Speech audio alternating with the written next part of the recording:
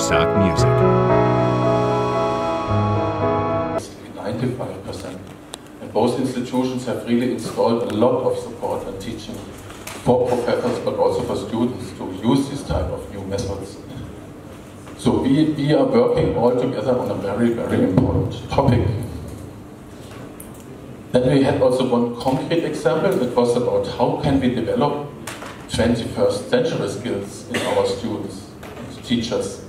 How can we help teachers to teach about 21st century skills?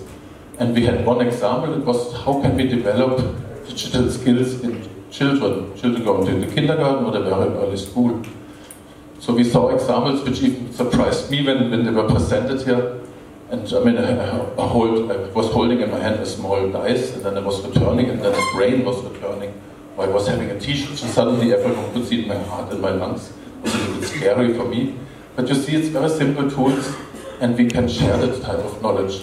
And teaching teachers is, of course, one of the most important skills that we need, the most important tasks that we have. And of course, how can we help them to develop 21st century skills in their students. We also learned that if we are not careful, our universities will stand still for several weeks because we were subject to a cyber attack. And especially we learned that malware and attacks which basically take over our infrastructure and our servers is of course done for the purpose of getting money from us in order to reverse the effect, or of course to get our usernames and social IDs. And we were actually, it is a very difficult problem, but we were given actually two very simple things. For example, that we could already implement today. One is two-factor authentication, so password is not enough, you need your mobile phone actually to log in.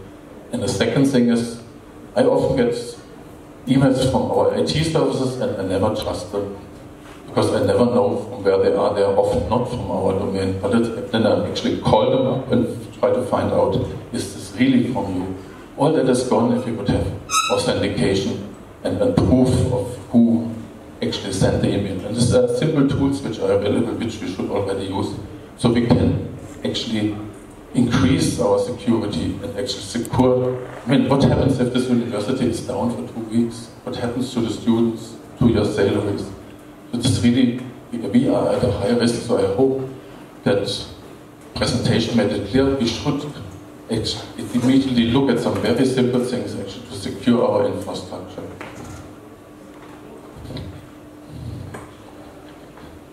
So the next topic was about, it's a new technology and we have to understand how we can use extended reality actually in our education. We also heard that museums are actually interested in having virtual museums, so those who cannot travel to a certain city can actually go to a museum and visiting it remotely. Or we have virtual eyeglasses and we can use them to get more information. I would love to have applications like that because I often forget the names of people, and it would be nice if my glasses says, this is Dr. Frank. And you have met him actually at the conference about TELS in Rwanda in 2022. So that would be very, very helpful for me because I'm getting older and forgetting names.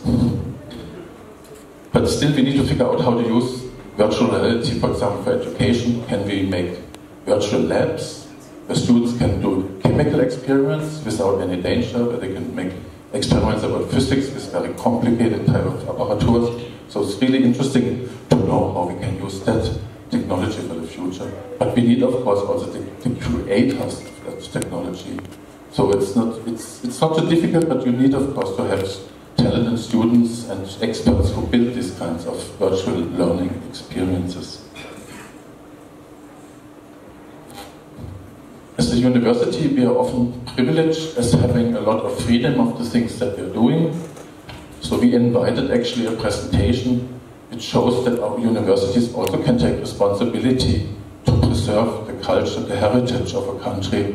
So we had a presentation in which it was actually shown that, for example, some of the media and some of the cultural objects like music will be lost very soon, and actually we as universities could also contribute in the future to have an attention to what can we contribute to society, for example, by supporting activities that preserve the heritage of a country. In this context, for us as lecturers and students, it's often difficult to know, am I allowed to copy something from someone else? And in which grade it is actually allowed. Maybe copy pages, maybe copy graphics and into our presentations. And of course we know we need to give respect to the one who created it, but how far can we go? So we had actually 2 presentations this time on copyright, just to look deeper into the topic, what is possible and what not. And I learned a lot. I saw that we as universities have much more freedom actually to use external materials than I ever thought. And Rwanda has actually a complete framework and is also installing the necessary services to enforce copyright.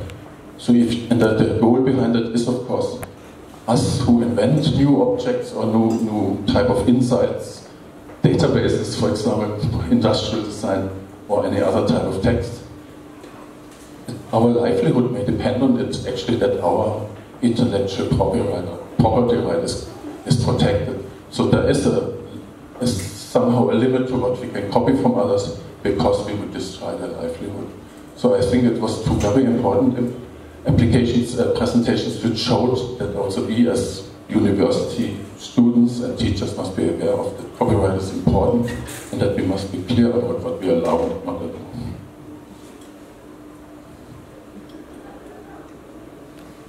Then yesterday we also had a very important presentation on gender issues and how to actually allow teachers to respond to that. We know, of course, that in some areas of studies there is not a perfect gender balance, but even what is preventing the gender balance, how can we enforce it, how can we, for example, feel, and for example, I just take an example from Norway, most of our professors are male at our university. It's like 80%. So where are the female role models? So what can we do actually to encourage, for example, female professors who teach about technology? There are very, very few. So we need to start by creating awareness also amongst the teachers, how we can address actually these issues and handle actually gender equality, inclusion and diversity.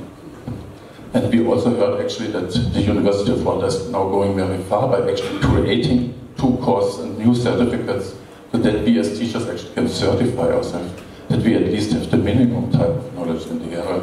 So that is also very important to prove that we are actually doing something in the area. And today we gave this, when we have a conference like this, we invite a lot of experts. So how can we make that into something also productive for the students? So that's why we, for example, today we had a test lecture by Martin, who just finished, and created a lot of discussion about actually scientific research methods.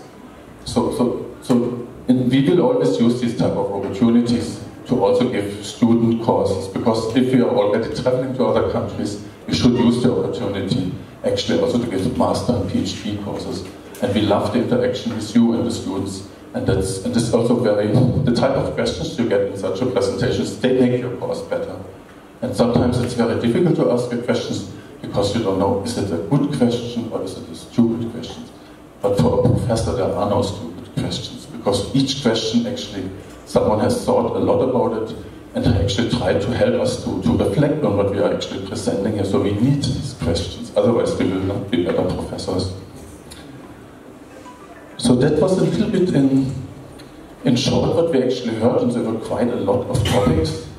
And I hope they created actually the awareness of the effort that we make in this project to offer lifelong education with very high quality.